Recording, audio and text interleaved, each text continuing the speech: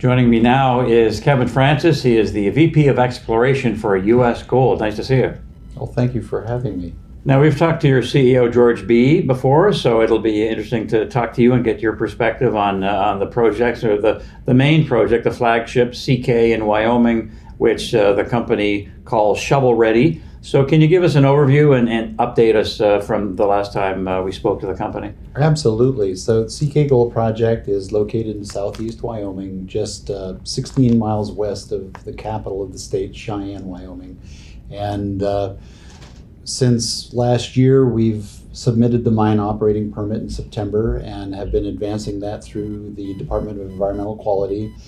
Just a reminder that we're on private and state-owned land, so there's no federal nexus to the project. So the permitting process is entirely through the state of Wyoming.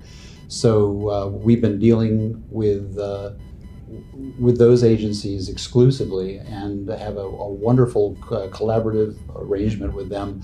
They've been very helpful. We've also submitted the industrial siting permit. Our hearing, very timely, is today, and that's for any project that's of substantial industrial. It's based on capital cost estimate, but a large capital investment in Wyoming requires an industrial siting permit. Also, we're preparing our air permit submission, and we've had no stumbling blocks so far. The agencies have been very open to assisting us. And I remember George saying that just dealing directly with Wyoming is a big benefit. So you're planning a feasibility study released at sometime in Q3 of 23, and the company's also said that the world has changed since then. So some costs will be a little higher, some will be lower, from energy to supply chain and other factors as well, correct? Yeah, we are far enough along. All the engineering is largely complete. The process design, everything is done. What we're doing now, we're updating costs. We're sending out bid packages for major capital equipment, the mill, etc.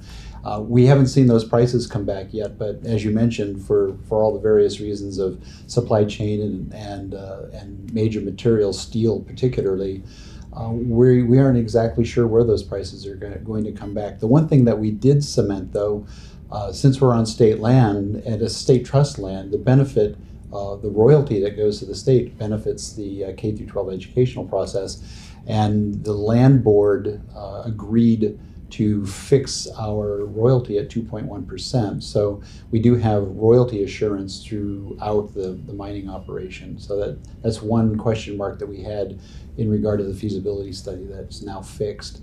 So we are looking at higher metal prices than we anticipated earlier. The PFS was done at $16.25 gold and $3.25 copper. And as it stands right now, we're still looking at that. But if you look at three-year trailing is 1824.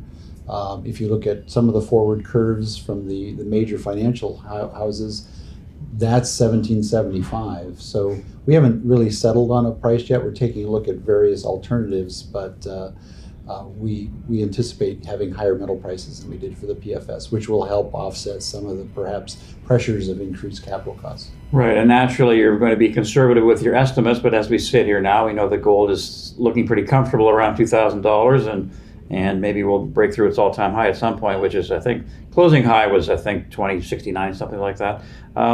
So I know that the company wants to be in construction sometime in 24, production 25. You touched on the permitting, so maybe just kind of take us through that. Sure. So we still anticipate our permit, the mine operating permit, which is the major license that permits us to mine on the state land, in the early part of next year, Q1, Q2. It's hard to say. You listen to the Land Quality Division, who actually is responsible for the preparation of that permit. They're perhaps more favorable about an early conclusion, and we're just trying to take the most pragmatic tack and perhaps a Q1, Q2 of next year. That permit is, all the other permits will be keyed off of that one. The air permit That has a shorter timeline, but we don't anticipate that'll be granted contingent upon the mine operating permit. The industrial siting permit will also be contingent on receipt of the mine operating permit. So all of them should be timed simultaneously in the early part of next year. As it stands right now, we're looking at financing the project, and in order to meet a timeline of anticipated board approval decision to construct the mine, to have a financing package in place to actually start that construction when the snow is gone next year in Wyoming. Very good. And that the CapEx estimated initially at $220 million, correct? That's right. And lastly, U.S. Gold does have other assets, so let's touch on those. Kevin, so Keystone in Nevada, you've got Idaho project as well. Yep. Keystone, 20 square miles, 10 miles south of the Cortez complex. Total mined and in reserve at Cortez of 51 million ounces. So it's quite an endowment just 10 miles north. And we've got the same host rocks, the Wenban and the Comus formations that were dominantly mineralized in the Cortez trend. We also have intrusives very similar to that. What we really need is some help. 20 square miles, it's a bit too much for us to bite. We're a very small company, and we've reached out and have spoken to many companies in regard to perhaps taking a leadership role on the exploration on the project. The Chalice project is located just outside of Salmon, Idaho, high-grade narrow gold, and honestly, we are looking at filing a plan of operations with the Forest Service this year that will allow us to drill 42 holes from 14 different sites. So, watch Chalice.